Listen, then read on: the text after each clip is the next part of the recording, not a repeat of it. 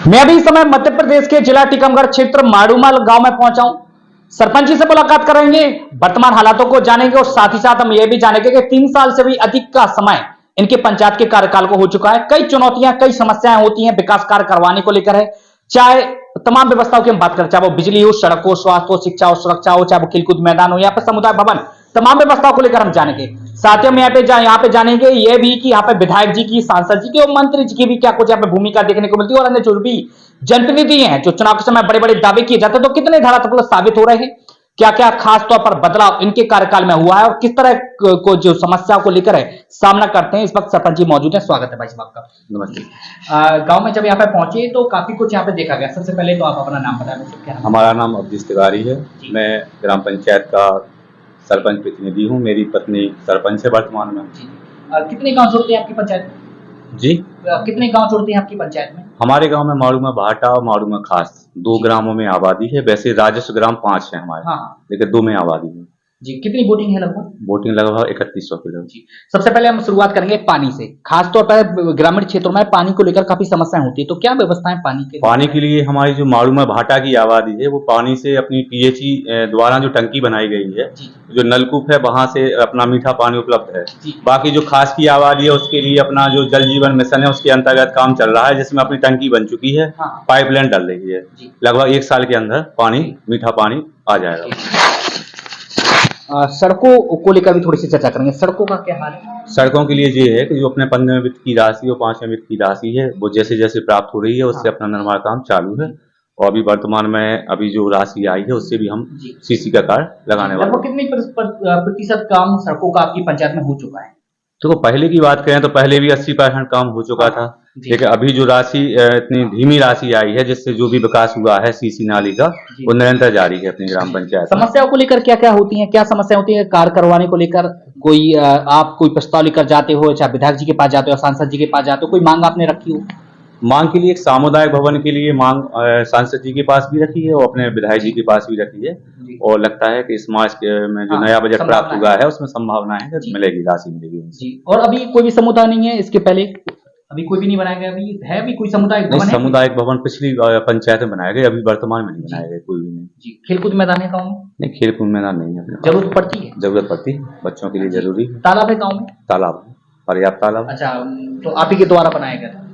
3 तालाब हमारे द्वारा बनाए गए और बाकी के प्राचीन तालाब हैं जो अपने पुराने हैं। हाट बाजार जैसी व्यवस्था है? हाट बाजार है अपने पपोराजी में। हाँ। पपोराजी मंदिर के सामने साप्ताहिक बाजार लगता है रविवार के। थोड़ा नाला नालियां और सफाई व्यवस्था पर भी थोड़ा सा बताएं। सफाई व्यवस्था के लिए तो ऐसा है कि अभी जो अपनी इसमें जो ब्याज राशि होती है, जैसे मान लो कोई काम नहीं करा पाया तो उसकी जो ब्याज राशि है, इंटरेस्ट है जो, तो उसके द्वारा सफाई की जाती है।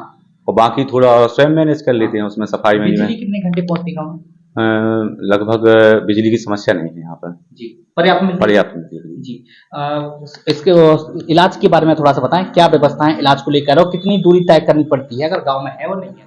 देखो, इलाज के लिए हमारे उप स्वास्थ्य केंद्र पास ही में है, स्कूल के पास है, तो जो महिलाएं और बच्चे हैं वो टीकाकरण के लिए समय से पहुंच जाते हैं।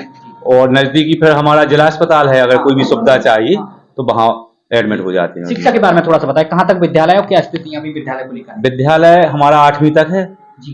और 8वीं तक जो विद्यालय है वहाँ बच्ची बच्चियाँ पढ़ने जाती हैं। अभी हमारे कलेक्टर साहब और शिक्षा अधिकारी का भी 26 जनवरी को एक मध्याह्न भोजन का कार्यक्रम था, उसमें हमने बात रखी थी कि आप बच्चियों के लिए कम से कम 10वीं की शिक्षा के लिए यहाँ पर स्कूल लगवाने की प्रस्तावित करें जी। कुछ ऐसी कोई मांग है जो आप लगातार लंबे समय से रख रहे हो और भी अन्य सुधार को लेकर, चाहे वो सेल्फी पॉइंट हो या पुस्तकालय की लाइब्रेरी की व्यवस्था की बात की जाए, या फिर तालाबों में बोट क्लब, जैसे आपने कहा कि 3 तालाब तो हमारे गांव में बन चुके हैं, तो ऐसा भी कुछ है लक्ष्य है आपका? बोट क्लब है। बोट क्लब प्राचीन तालाब है हमारा। वो क्या है, गाँव की आबादी से लगा हुआ, तो वहाँ पर बोट क्लब है।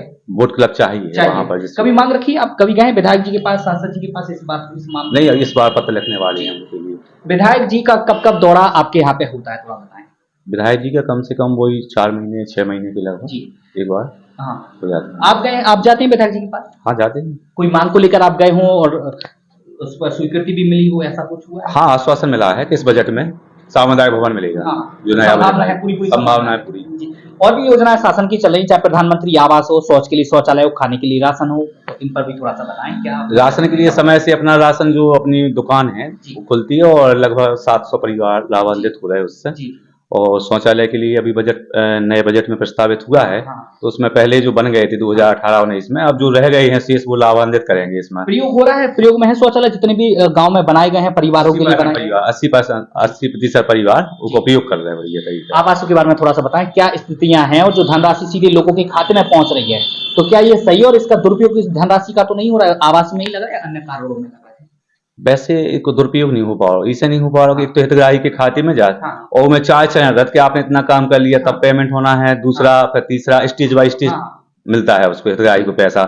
अगर एक साथ दे दे तो हो सकता है कि दुरुपयोग हो जाए, लेकिन क्रम अनुसार मिलता है इसलिए दुरुपयोग की संभावना नहीं है। थोड़ा सा विधायक जी के बारे में बताएं कैसे हैं, कोई आप मांग रखते हैं तो सुना जाता है या कुछ आपको देखने के लिए मिलता है ऐसी की लापरवाहियां कुछ इस तरह की, या मंत्री जी की हो या सांसद जी की? नहीं, उनके पास जो उपलब्ध राशि है जैसे मान लो उनकी जो आती है निधि आती है वो देने के लिए तैयार है, क्योंकि वो निधि कहाँ ले जाएंगे, देंगे तो ग्राम पंचायत। विकास को लेकर कितने समर्पित रहते हैं?